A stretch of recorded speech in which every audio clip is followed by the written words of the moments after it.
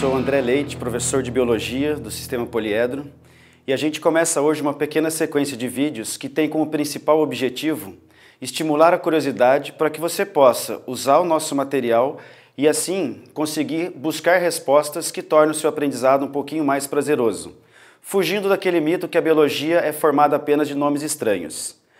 O principal objetivo é que a gente possa, através de pequenos exemplos, observar como a biologia pode ser estudada e não exatamente o que a gente deve estudar.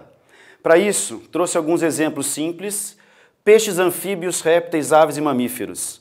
Talvez os maiores grupos de animais, ou pelo menos aqueles mais estudados nos ensinos anteriores. Peixes, anfíbios, répteis, aves e mamíferos muitas vezes são considerados numa escala evolutiva. Dessa forma, a gente precisa entender que mamífero seria mais evoluído que ave e assim por diante.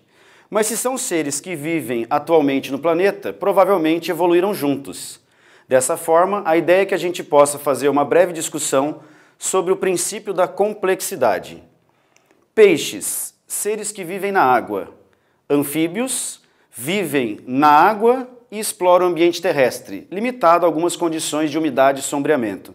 Répteis são seres terrestres, mas que exploram muito bem o ambiente aquático.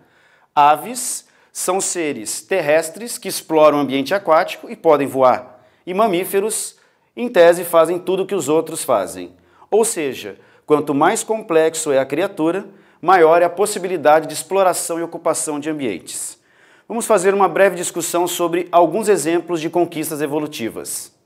Anfíbios têm a mais que os peixes patas e pulmões, e isso permitiu um deslocamento terrestre e uma troca gasosa aérea, permitindo com que eles ocupassem um ambiente a mais. Répteis representam a grande conquista do ambiente terrestre.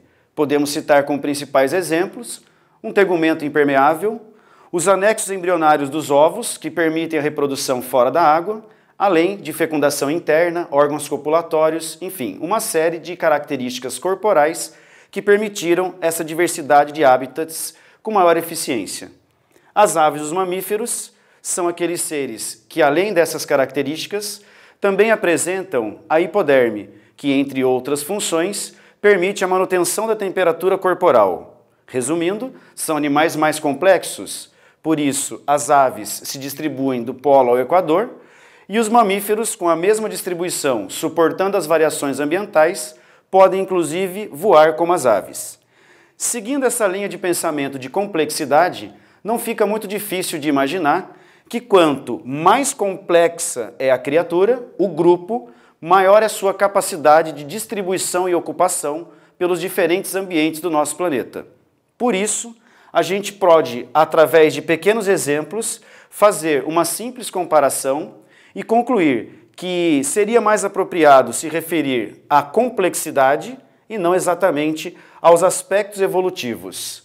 Sendo assim, nas próximas aulas, a principal sugestão é que a gente use alguns grupos animais, começando nos invertebrados, nos poríferos, em direção aos cordados, representados hoje de uma forma muito simples, com alguns exemplos comparativos.